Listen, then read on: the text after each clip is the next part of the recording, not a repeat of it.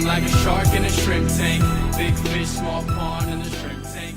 Hey everybody, welcome to the post-show wrap-up of the Shrimp Tank. I'm your co-host Ted Jenkins, here with my co-host Lee Hosman, of course, Mikey Moran today, who's written the book, The Fearless Beauty, The Hair Business Blueprint. You have got to check this out.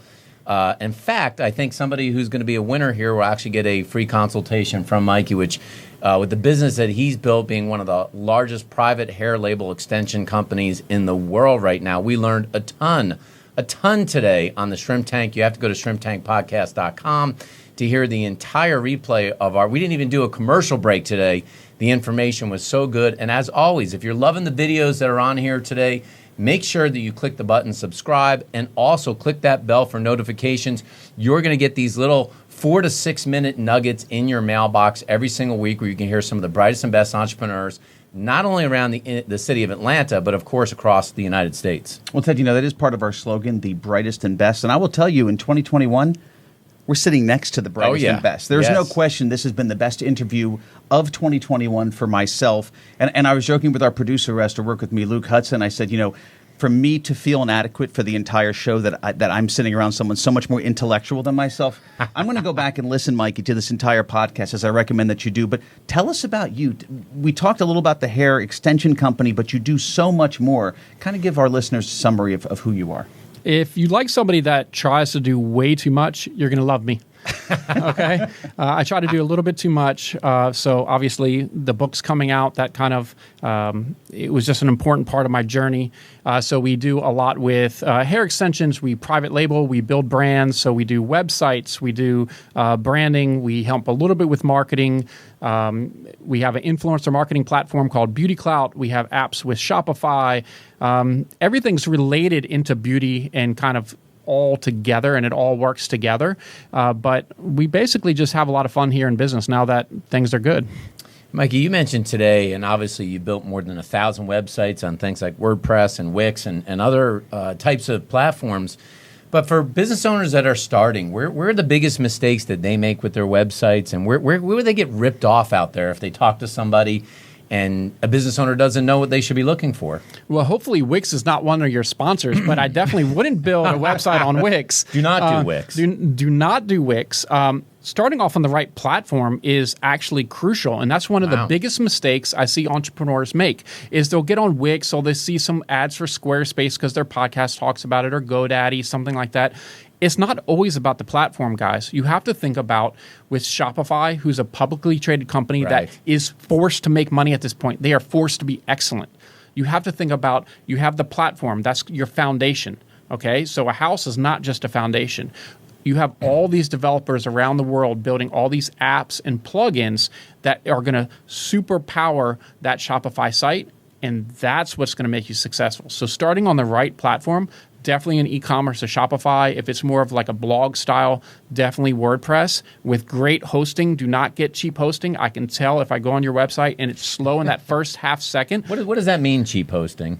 Cheap. I don't want to mention any names, but get a dedicated WordPress host like getflywheel.com. So there, you know, we host over 1,000 sites on their platform. It's phenomenal.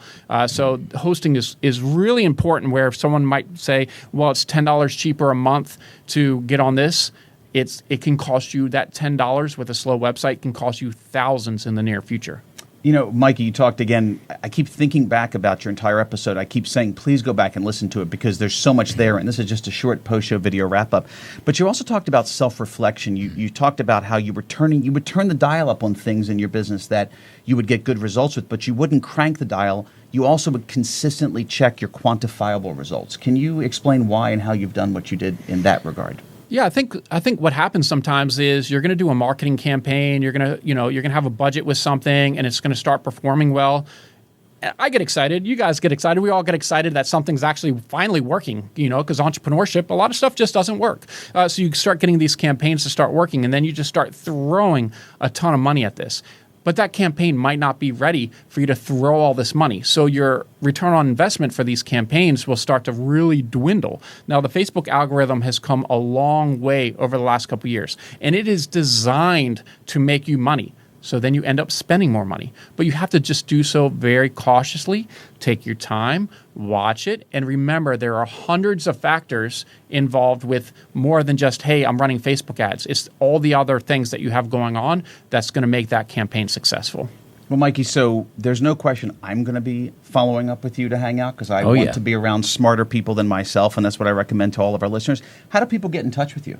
The easiest way, I built a new website, thehairbusinessblueprint.com. I have links to all of our brands on there. My personal social media, feel free to reach out. If I don't reply right away, I will get back in touch with you. So probably the website's the easiest. It's going to be my new hub for everything I do in business. And can people pick this up on Amazon? Is that the easiest place to get it? Or yeah, I definitely recommend the ebook version for the go. Maybe a little paper book, a little hardcover. Nothing wrong with that, definitely.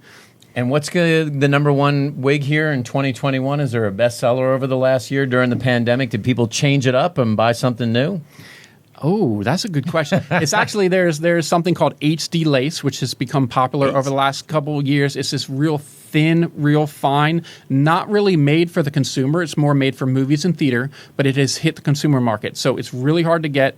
We have a ton, but it's really, really amazing. That and then the crazy long hair extensions. I actually have some of the longest hair extensions in the world, and I'm kind of known for that. So when you see very well-known celebrities who I can't tell you who they are, 100 million plus followers, if you see hair all the way down their legs and almost to the floor, scrubbing the ground a little bit, they might have got it from me. I can't confirm or deny that.